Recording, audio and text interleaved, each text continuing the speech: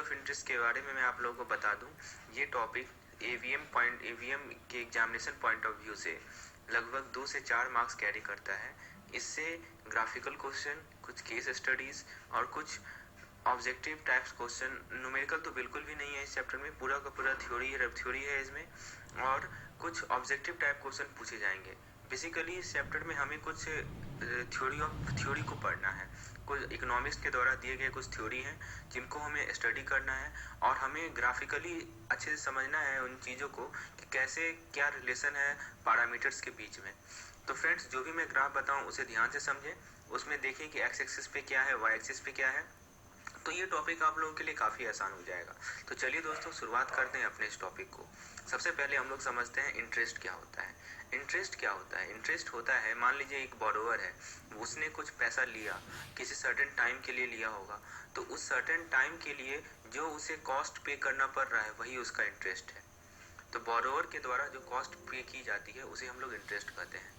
अब देखिए दोस्तों, इंटरेस्ट के अंदर 3 एलिमेंट होते हैं। सबसे पहला होता है कि इंटरेस्ट के अंदर हम लोग जो भी रिस्क इन्वॉल्व होता है लेंडिंग में, जैसे हम लोग क्रेडिट रिस्क कहते हैं, तो क्रेडिट रिस्क का भी पेमेंट इंटरेस्ट के अंदर ही होता है। फिर जो भी ट्रबल इन्वॉल्व होता है लेंडिंग में, उसका भी पेमेंट इंटरेस्ट के अंदर ही होता है। और फाइनली प्योर इंटरेस्ट पेमेंट, उसका भी वो भी इंटरेस्ट के अंदर ही आता है। तो फ्रेंड्स, यहाँ से एक ऑब्जेक्टिव क्वेश्चन बन सकता है कि आपसे 3 ऑप्शन में ये तीनों चीज़ दे दे, पहला रिस्क, दूसरा ट्रबल और तीसरा प्योर इंटरेस्ट, और आपसे पूछा जाए इसके अलावा एक और कोई पार्ट दे दे और आपसे पूछा जाए इनमें से कौन सा ऐसा एलिमेंट है जो कि इंटरेस्ट का पार्ट नहीं है, जो कि इंटरेस्ट को नहीं डिसाइड करता है, तो आपका करेक्ट आंसर वो चौथा वाला होगा। तो फ्रेंड्स, आप लोगों को एग्जाम्पल से मैं समझाता हूँ कि आखिर ये रिस्क, ट्रबल और ये प्योर इंटरेस्ट कैसे अफेक्ट करता है। फ्रेंड्स, आप लोग को पता होगा कि जो हमारा रिटेल लोन होता है उसके अंदर काफ़ी डिफरेंट टाइप्स ऑफ लोन्स होते हैं, जैसे एजुकेशन लोन, व्हीकल लोन, फिर और भी डिफरेंट टाइप्स के लोन होते हैं, और सभी का जो ब्याज का दर होता है, इंटरेस्ट रेट होता है, वो अलग अलग होता है। आखिर ऐसा क्यों अलग अलग होता है? तो बेसिकली उनके अलग होने के पीछे का रीज़न यही सब फैक्टर्स हैं। दैट मीन्स उनका ट्रबल अलग होगा, उनका रिस्क अलग होगा और उनके प्योर इंटरेस्ट पेमेंट भी अलग अलग होंगे। तो इस प्रकार से हम लोग समझ सकते हैं कि ये जो 3 फैक्टर मैंने आप लोगों को समझाया कि काफ़ी इंपॉर्टेंट रोल प्ले करता है to determine the interest rate. चलिए दोस्तों, इंटरेस्ट को समझने के बाद अच्छे तरीके से अब हम लोग आगे बढ़ते हैं और समझते हैं Keynes liquidity preference theory of interest. Keynes basically कौन थे? कीन्स एक इकोनॉमिस्ट थे, उन्होंने अपना थ्योरी दिया और जिसका नाम था liquidity preference theory of interest. Basically हम लोग पहले समझते हैं रेट ऑफ इंटरेस्ट क्या होता है। रेट ऑफ इंटरेस्ट एक मॉनेटरी फेनोमेना है और ये डिटरमाइन की जाती है सप्लाई और डिमांड मनी के। मनी का जो डिमांड है और मनी का जो सप्लाई है वही डिसाइड करता है रेट ऑफ इंटरेस्ट को। आप ये बात समझ लें। अच्छा, अब कैसे डिफेक्ट करता है ये सब हम लोग आगे समझेंगे, लेकिन बेसिक बात ये है कि मनी का डिमांड और मनी का supply he rate of interest को डिसाइड करता है। ओके दोस्तों, अब देखिए कीन्स थ्योरी ने कुछ एज्यूम किया। क्या क्या एज्यूम किया? अपनी थ्योरी देने से पहले कुछ एजम्पशन उन्होंने लिया, तो वो सब हम लोग पहले समझते हैं। देखिए, एजम्पशन ये था कीन्स का कि 2 ही तरह के एसेट हैं जिसमें लोग इन्वेस्ट करते हैं। पहला है हमारा लॉन्ग टर्म बॉन्ड्स और दूसरा है हमारा करेंसी के फॉर्म में जो पैसा लोग रखते हैं, ठीक है, और करेंट डिपॉजिट जो बैंक के साथ रखते हैं वो। तो यहाँ से भी क्वेश्चन अराइज हो सकता है कि बताइए कि कीन्स का जो एजम्पशन था उसमें किस फॉर्म में लोग रुपये को रखते हैं, एसेट जो है पीपल किस फॉर्म में रखते हैं। तो पीपल इन्वेस्ट करते हैं या तो लॉन्ग टर्म बॉन्ड्स में या नहीं तो वो अपने करेंट डिपॉजिट या सेविंग डिपॉजिट में रखेंगे पैसा को। अच्छा, अब देखिए मनी का जो डिमांड है वो किस बात पे निर्भर करेगा? कि मनी का डिमांड इस बात पे निर्भर करेगा कि ऊपर जो 2 मैंने पोर्टफोलियो बताया, बताया है उनमें से किसमें लोग अपना पैसा रख रहे हैं, या तो वो लॉन्ग टर्म बॉन्ड्स में रख रहे हैं या नहीं तो वो करेंसी के फॉर्म में मनी रख रहे हैं। मनी किस फॉर्म में रखा जा रहा है यही डिसाइड करेगा कि मनी का डिमांड कितना है। होपफुली अभी तक क्लियर हो गया होगा आप लोगों को। चलिए दोस्तों, अब देखिए यहाँ से कुछ की पॉइंट्स हैं, इसे हम लोग समझना बहुत जरूरी है। देखिए दोस्तों, अब पहले कंक्लूजन एक बार इसे समझिए। मान लीजिए अभी का जो क्या मैंने लिखा है, मैंने यहाँ लिखा है if current rate of interest is greater than expected rate of interest in future, people would held more bond and less cash. जैसे मान लीजिए अभी का जो ब्याज का दर है वो ज़्यादा है, हाँ, और फ्यूचर में जो ब्याज होगा उससे, तो लोग क्या करेंगे, ज़्यादा से ज़्यादा बॉन्ड खरीदेंगे। ठीक है, बॉन्ड खरीदेंगे तो उनको पता है कि अभी रेट ऑफ इंटरेस्ट ज़्यादा है तो अभी खरीदने में ही फ़ायदा है, और कैश कम रखेंगे। उसका अपोजिट क्या है, यदि मान लीजिए अभी का रेट ऑफ इंटरेस्ट कम है, जो फ्यूचर के रेट ऑफ इंटरेस्ट है, मतलब अभी वो लोग सोच रहे हैं क्या कि हाँ अगले 1 साल बाद या अगले 6 महीना बाद जो ब्याज का दर होगा वो ज़्यादा होगा, तो वो लोग उस वक्त इन्वेस्ट करेंगे, अभी क्यों इन्वेस्ट करें वो। तो ये सबका लॉजिकली लॉजिक ही है, सभी लोग कॉमन सेंस से सोच सकते हैं इस बात को। तो उस केस में जो है पीपल जो है बॉन्ड कम कर रखेंगे और कैश ज़्यादा रखेंगे, ताकि आगे आने वाले समय में वो बॉन्ड में इन्वेस्ट कर सकें। होपफुली ये भी क्लियर हो गया होगा आप लोगों को। अब देखिए, अब हम लोग ये कंक्लूजन के बेसिस पे इन की पॉइंट्स को समझते हैं। यदि मान लीजिए कि नॉमिनल इनकम का लेवल ज़्यादा है तो क्या होगा, मोर मनी विल बी हेल्ड। यदि नॉमिनल रेट ऑफ इंटरेस्ट ज़्यादा होगा तो क्या होगा, अभी देखिए मैंने समझाया, रेट ऑफ इंटरेस्ट ज़्यादा होने पे क्या होता है, पीपल जो है, लोग जो है वो बॉन्ड के रूप में रखते हैं पैसा। ठीक है, अब देखिए मैंने क्या लिखा है यहाँ, at higher rate of interest the holder of money can earn more by holding bonds. तो रेट ऑफ इंटरेस्ट ज़्यादा होगा तो वो ज़्यादा कमा पाएंगे, कैसे, बॉन्ड में रखकर। तो आपको समझ में आ रहा होगा कि जो कीन्स का एजम्पशन था कि या तो वो पीपल बॉन्ड में रखेंगे या वो उस मनी को, पैसा को करेंसी के फॉर्म में रखेंगे, तो वो किस पे डिपेंड कर रहा है, वो डिपेंड कर रहा है रेट ऑफ इंटरेस्ट पे। तो यही मैंने समझाया था कि जो डिमांड ऑफ मनी है वो किस पे डिपेंड करता है, रेट ऑफ इंटरेस्ट पे डिपेंड करता है। ठीक है दोस्तों, दैट मीन्स अब हम लोग इसी चीज़ को ग्राफिकली समझते हैं जिसे हम लोग मनी डिमांड कर्व कहते हैं। देखिए दोस्तों, ये जो मनी डिमांड कर्व है हमारा, उस पे हम लोग वाई एक्सिस पे रेट ऑफ इंटरेस्ट को शो कर रहे हैं और एक्स एक्सिस पे हम लोग अमाउंट ऑफ मनी को शो कर रहे हैं, amount of money with public. अच्छा, अब देखिए ये जो लिक्विडिटी प्रेफरेंस ये कहता है कि quantity of money demanded increases with fall in rate of interest. अब देखिए दोस्तों, यहाँ से हम लोग एक बात समझ सकते हैं कि सिंपल सी बात है, अभी मान लीजिए रेट ऑफ इंटरेस्ट ज़्यादा है, जैसे आर लीजिए, देखिए इस ग्राफ को समझिए, आर मान लीजिए 10% है और आर डैश है मान लीजिए 8%। तो यदि 10% पे पीपल जो पैसा रख रहे हैं वो M2 है, तो यदि रेट ऑफ इंटरेस्ट घटेगा तो आपको क्या लगता है, पैसा लोग ज़्यादा रखेंगे अपने पास कि वो बॉन्ड में इन्वेस्ट करेंगे। सिंपल सा लॉजिक है दोस्तों, यदि ब्याज का दर घटेगा तो लोग बॉन्ड में क्यों इन्वेस्ट करेंगे, लोग पैसा अपने पास रखना ज़्यादा पसंद करेंगे।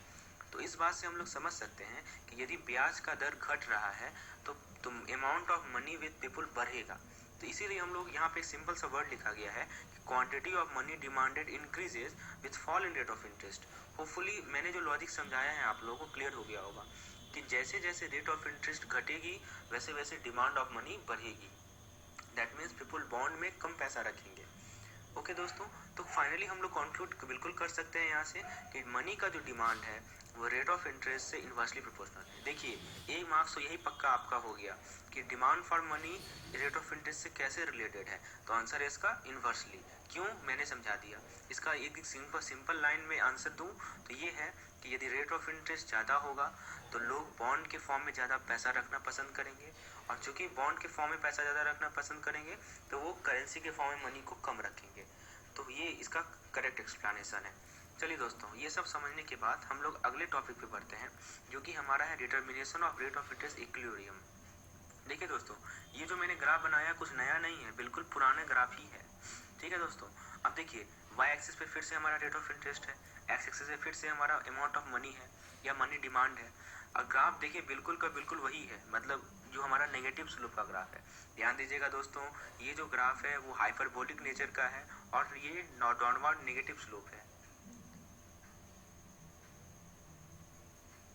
और इस ग्राफ में एक एक्स्ट्रा एलिमेंट है जो कि आप देख सकते हैं। अच्छा, सबसे पहली बात मैंने आप लोगों को पिछले चैप्टर में समझाया था कि जब भी हम लोग इक्विलिब्रियम डिसाइड करेंगे तो हमारे पास एक डिमांड कर्व होगा और एक सप्लाई कर्व होगा। तो अभी तक हम लोग केवल डिमांड कर्व का ही बात कर रहे थे। अब चूंकि हमें इक्विलिब्रियम को डिसाइड करना है तो हमें तो सप्लाई कर्व भी तो चाहिए। तो देखिए यहाँ पे है जो वर्टिकल लाइन शो किया गया है MS के द्वारा, वो क्या है हमारा, वो है हमारा मनी सप्लाई कर्व। तो हमने एक ही ग्राफ के अंदर मनी सप्लाई कर्व को भी ले लिया और डिमांड कर्व को भी ले लिया। और मैंने आप लोगों को बताया था कि जिस पॉइंट पे ये दोनों कर्व इंटरसेक्ट करती हैं उसे हम लोग इक्विलिब्रियम पॉइंट कहते हैं। तो बेसिकली इस ग्राफ में हम लोगों ने क्या किया कि देखिए 100, 200, 300 ये सब बेसिकली मान लीजिए करोड़ में है, उतने मनी है, और इधर रेट ऑफ इंटरेस्ट को दिखाया है 8, 10, 12 आप लोगों को समझने के लिए। और जो हमारा इक्विलिब्रियम पॉइंट रीच हो रहा है वो 10% रेट ऑफ इंटरेस्ट पे रीच हो रहा है। होपफुली इस ग्राफ को आप लोग रीड कर पा रहे होंगे। आइए अब देखिए इस केस में हम लोगों ने क्या किया है कि मनी के सप्लाई को कांस्टेंट रखा है। क्यों? क्योंकि मनी का सप्लाई को कौन डिसाइड करता है? मनी को सप्लाई को डिसाइड करता है मॉनेटरी अथॉरिटी। ये मॉनेटरी अथॉरिटी डिसाइड करती है मनी के सप्लाई को, इसीलिए हम लोगों ने इसे कांस्टेंट रखा है। अब मान लेते हैं कि रेट ऑफ इंटरेस्ट मान लीजिए 10 से ज़्यादा है, 12 है, तो देखिए रेट ऑफ इंटरेस्ट ज़्यादा होगा तो क्या होगा? तो ज़्यादा होगा तो क्या होगा कि इक्विलिब्रियम जो है वो ब्रेक हो जाएगा, मतलब डिसइक्विलिब्रियम हो जाएगा। अच्छा दोस्तों, तो अब डिसइक्विलिब्रियम होने पे क्या होगा कि सप्लाई जो है वो डिमांड से बढ़ जाएगा। अब देखिए यहाँ 12 से जो हमने एक हॉरिजॉन्टल डैश लाइन शो किया है उसमें आप देख सकते हैं कि सप्लाई जो है डिमांड से ज़्यादा है। ठीक है दोस्तों, तो सप्लाई यदि डिमांड से ज़्यादा होगा तो इक्विलिब्रियम को रीच करने के लिए क्या होगा? इक्विलिब्रियम को रीच करने के लिए रेट ऑफ इंटरेस्ट घटेगा। तो बेसिकली हमेशा हमें इक्विलिब्रियम को ध्यान में रखना है कि यदि रेट ऑफ इंटरेस्ट बढ़ा तो फाइनली क्या होगा कि रेट ऑफ इंटरेस्ट 10 से 12 हो गया तो फिर क्या होगा? फाइनली रेट ऑफ इंटरेस्ट घटेगा।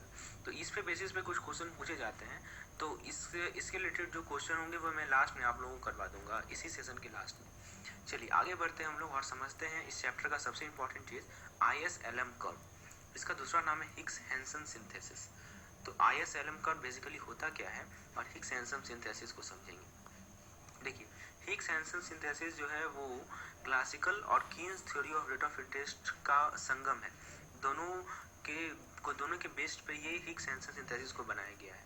देखिए IS मतलब होता है income saving curve. Income saving curve जो है क्लासिकल थ्योरी से आया, और इनकम सेविंग कर्व को हम लोग ड्रॉ करते हैं अलग अलग इनकम लेवल पर। और दूसरा है हमारा लिक्विडिटी प्रेफरेंस मनी कर्व। तो अभी हम लोगों ने कीन्स थ्योरी को पढ़ा है, समझा है कीन्स थ्योरी क्या कहती है। तो फ्रेंड्स कीन्स थ्योरी ही है हमारा एलएम कर्व है, कुछ नया नहीं है। जो कर्व अभी तक हम लोगों ने देखा, अभी तक हम लोगों ने क्या देखा कि हमारे पास demand versus rate of interest का कर्व था और दोनों इनवर्सली प्रोपोर्शनल वेरी कर रहा था। तो बस वही तो है हमारा एलएम कर्व। तो एलएम कर्व कैसे बनाया गया? तो family of liquidity preference. Family मतलब समझते हैं दोस्तों, बहुत सारे कर्व होंगे, केवल एक सिंगल कर्व नहीं होंगे, यहाँ बहुत सारे कर्व होंगे। यहाँ तो हमने केवल एक सिंगल कर्व को दिखाया है, और यहाँ पे टर्म है फैमिली, मतलब ऐसे बहुत सारे डाउनवर्ड स्लोपिंग वाले कर्व होंगे, नेगेटिव स्लोप वाले कर्व होंगे। तो वो सब किसके कॉरस्पॉन्डिंग ड्रॉ किया जाएंगे? Various income level. देखिए एक चीज नोट कीजिए दोस्तों, चाहे IS कर्व हो चाहे LM कर्व हो, दोनों के दोनों वेरियस इनकम लेवल के लिए ड्रॉ किए जाएंगे। ठीक है दोस्तों, अब जिस पॉइंट पे IS और LM कर्व इंटरसेक्ट करेगा वही रेट ऑफ इंटरेस्ट डिसाइड करेगा और इनकम लेवल डिसाइड करेगा। ठीक है, तो ये हमारा हिग्स हैंसन सिंथेसिस है। आइए अब हम लोग इसका ग्राफिकली समझते हैं। देखिए दोस्तों, सबसे पहले IS कर्व को डिराइव करना सीखते हैं। फिर से देखिए यहाँ पे हमारे पास 3 पैरामीटर हैं, एक रेट ऑफ इंटरेस्ट है, एक है सेविंग एंड इन्वेस्टमेंट, और एक है लेवल ऑफ इनकम। अब देखिए दोस्तों, ये जो रेट ऑफ इंटरेस्ट पहले हम लोगों ने समझा था कि IS कर्व क्लासिकल थ्योरी से डिराइव हुआ है। ठीक है दोस्तों, अब देखिए ये हमारा रेट ऑफ इंटरेस्ट है और हम लोगों ने अपवर्ड स्लोपिंग कर्व यहाँ बनाए हैं और एक डाउनवर्ड स्लोपिंग कर्व भी है। तो यहाँ पे क्या हो रहा है, इनकम जैसे जैसे बढ़ रहा है तो सेविंग भी लोगों के बढ़ रहे हैं, provided rate of interest constant है। तो इनकम जैसे जैसे बढ़ रहा है तो आप देखिए S1Y1 एक कर्व है हमारा। ठीक है, S1Y1 शिफ्ट हो गया राइट में, मतलब S2Y2 पे। S2 यदि और इनकम बढ़ेगा तो S2Y2 S3Y3 पे शिफ्ट हो जाएगा। तो इस प्रकार से रेट ऑफ इंटरेस्ट पे क्या फर्क पड़ रहा है? पहले रेट ऑफ इंटरेस्ट R1 था, अब इनकम बढ़ने के कारण कर्व में शिफ्ट आया, जिसके कारण रेट ऑफ इंटरेस्ट R2 हो गया। फिर और बढ़ा इनकम तो रेट ऑफ इंटरेस्ट R3 हो गया। तो हम लोग देख सकते हैं कि रेट ऑफ इंटरेस्ट बढ़ने के कारण इनकम बढ़ने के कारण रेट ऑफ इंटरेस्ट घट रहा है। उसी चीज को हम लोग एक अपने सेकेंड ग्राफ में यहाँ शो कर रहे हैं, मतलब रेट ऑफ इंटरेस्ट का और इनकम का कैसा प्रोपोर्शनल है? इनवर्सली प्रोपोर्शनल है। ठीक है दोस्तों, the rate of interest is inversely proportional to level of income which has been shown in the second graph. Okay, so वही चीज को सेकेंड ग्राफ में बताया गया है। तो ये हमारा IS कर्व। अच्छा, इसको हम लोग इनकम सेविंग कर्व कहते हैं। अब हम लोग आते हैं एलएम कर्व को। एलएम कर्व को तो हम लोग ऑलरेडी देख चुके हैं, रेट ऑफ इंटरेस्ट और अमाउंट ऑफ मनी के बीच में इन्वर्सली प्रोपोर्शनल का रिलेशनशिप है, और ये ग्राफ हम लोग ऑलरेडी शो कर चुके हैं कि हम लोग देखिए पहले मैं बता चुका हूँ फैमिली होगा, कर्व का बहुत सारा फैमिली है, मैंने यहाँ 3 ही शो किया है, लेकिन ऐसा ढेर सारा कर्व है, ठीक है दोस्तों। तो आप देखिए इस केस में क्या हो रहा है, ये जो हमारा लिक्विडिटी प्रेफरेंस कर्व है, तो इसमें देखिए इनकम जैसे बढ़ रहा है, तो हमारा जो एलएम कर्व है वो L1Y1 से L2Y2 हुआ, ठीक है, जिसके कारण रेट ऑफ इंटरेस्ट क्या हो गया, बढ़ गया। तो फ्रेंड्स अब यहाँ पे हम लोग देख सकते हैं कि हम लोगों ने अभी तक ये देखा आईएस कर्व में और एलएम कर्व में कि इनकम बढ़ने के कारण हमारे रेट ऑफ इंटरेस्ट पे क्या इफेक्ट होता है। वही तो मैंने यहाँ लिखा था, interaction of IS and LM curve determine rate of interest and income level. दो पैरामीटर है, एक है रेट ऑफ इंटरेस्ट और दूसरा है हमारा इनकम लेवल। अब चलिए हम लोग दोनों को कंबाइन करते हैं, आईएस कर्व को और एलएम कर्व को। तो आईएस कर्व जो है हमारा वो नेगेटिव स्लोप का है और एलएम कर्व जो है वो हमारा पॉजिटिव स्लोप का है।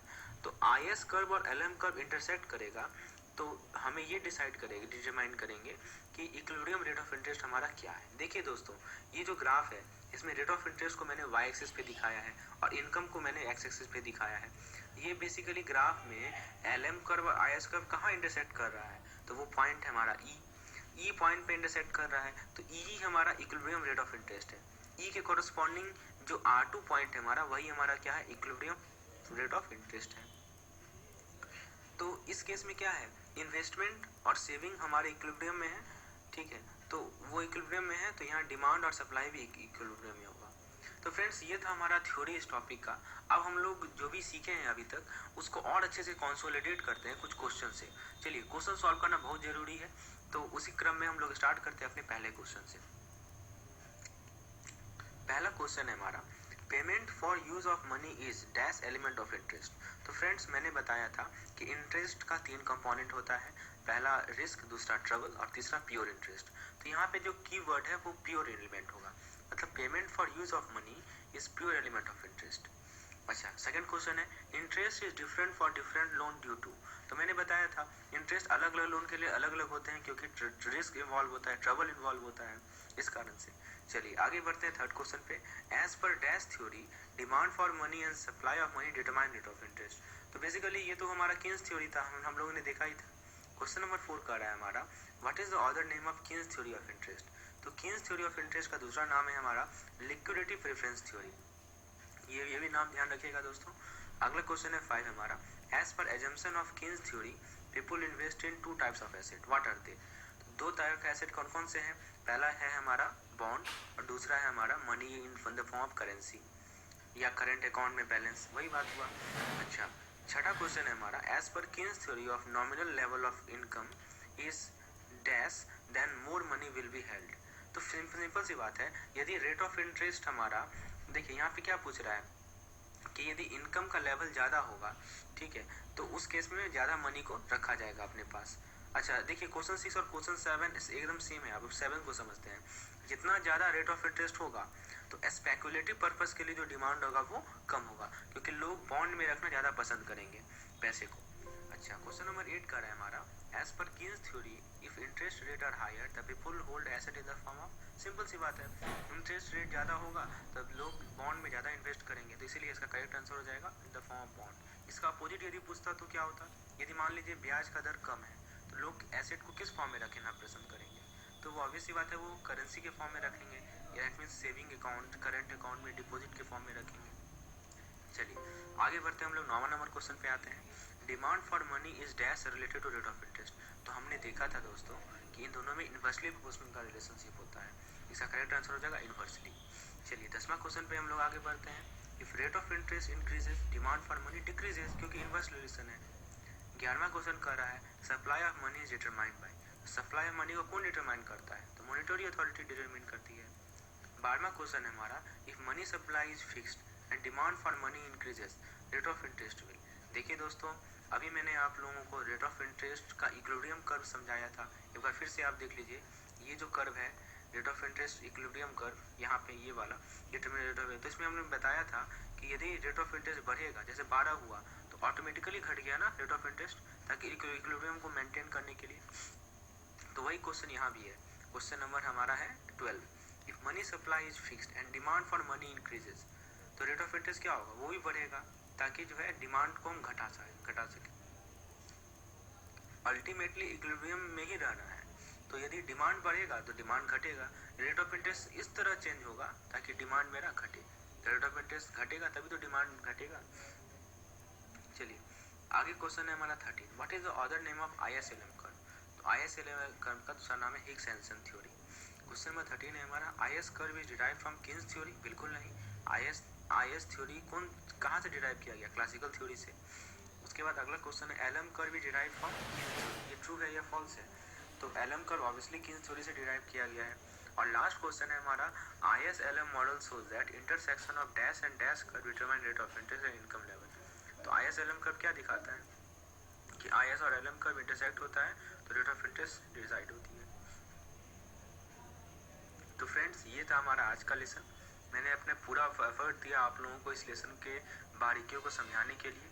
मैंने हर एक पॉइंट को डिस्कस किया और साथ ही साथ कुछ ऑब्जेक्टिव क्वेश्चन भी आप लोगों के लिए लाया, जिससे आप लोगों का कॉन्सेप्ट एकदम स्ट्रेंथन हो गया होगा। तो होपफुली आप लोगों को ये लेसन काफ़ी पसंद आया होगा। तो इसे लाइक करना ना भूलें, साथ ही इस मेरे चैनल को सब्सक्राइब जरूर करें और अपने दोस्तों के साथ इसे शेयर भी करें। धन्यवाद।